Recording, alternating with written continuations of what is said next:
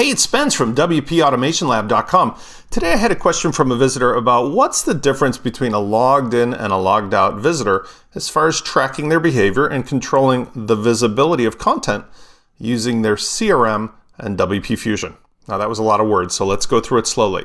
Let me explain that there is a difference between what you're going to do with somebody before they're registered and logged in versus after. Now, the whole concept, of course, is that we've got the planet Earth sort of acting like the WordPress ecosystem or vice versa, and then we've got the satellite as the CRM. And the two worlds can talk to each other now through WP Fusion. But even still, there are times when it really doesn't yet matter that you're using the CRM because the person has not yet registered and logged into WordPress. In other words, until such time as they visited the planet Earth by becoming a registered and logged in user, you don't need to worry about using the connection between WP Fusion and the CRM. Instead, you can use the native JavaScript tracking that comes right out of the box with your CRM. Here we've got a person who's going to come to your lead magnet. Typically, the lead magnet might have some video, and then it'll have a form as well as a click to subscribe. Now, you can absolutely 100% use gravity forms in your WordPress site to make the lead magnet landing page. We've shown this a million times. That data, however, can be sent directly to the CRM regardless of whether the person is registered and logged into WordPress. You see, that kind of information, first name, last name, email, maybe some information about them that you can use in extra custom fields, that is all the kind of data that can be collected by almost any kind of a CRM using their native forms or using, again, a Gravity Forms, Contact Form 7, Formidable Forms. Anything that can send the data up to the CRM through its API can be used to collect data about this visitor. Now, there's other tools that you're familiar with, such as Google Analytics and so forth, that will also be able to keep track in general about the number of people who come to your lead magnet page. But in this case, specifically, when the person gives their email information, first, last name in a form, they will be cookied by the JavaScript snippet and have that information forwarded to the CRM. Likewise, once they've visited this page, if they go ahead and get an offer, for example, why don't you check out one of my products? They can be tracked without being logged in as far as which other pages they visit, such as your product sales page.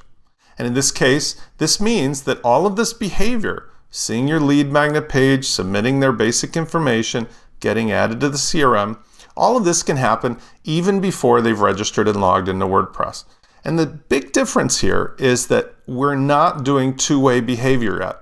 The CRM is not being asked to do anything to change the WordPress site. It's simply collecting the data in through its normal API. Now let's say we want to sell them this product. This is where things get exciting and a little different. We're going to use WooCommerce as we've talked about. So from the product sales page, somebody says, click to buy. Indeed, I want to buy. Of course, that will track as a click or other things that they've done because, again, it's just normal page behavior. But as soon as they go to WooCommerce and they register, a couple things happen that are unique. First of all, WooCommerce will talk to Stripe directly and collect the money. Second of all is that WooCommerce has its own register into your WordPress site mechanism that we've talked about in other videos, so they will be registered. And it will also, unless you change that default behavior, log the person in. And it can send them either to their My Account area or to a specific page. Typically, by default, WooCommerce will send them to a thank you receipt that shows them what they just bought, but they're still logged in. Now, once they're logged in, this is where that magic happens.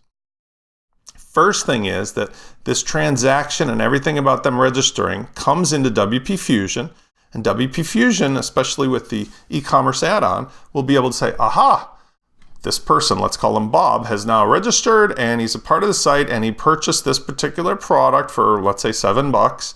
I'm going to send this information back upstream to the CRM.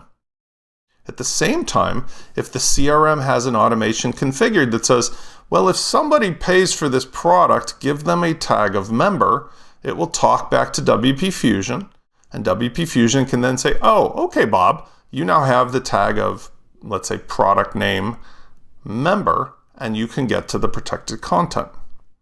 Basically what you're seeing here is that the state of being registered and logged in is essential to WP Fusion being able to track the behavior, because without them being logged in, we really don't know who they are. They're just a regular visitor. Once they've registered and logged in, then you can use the two-way behavior to control access to particular content or make them additional offers, upsells, trigger other automations.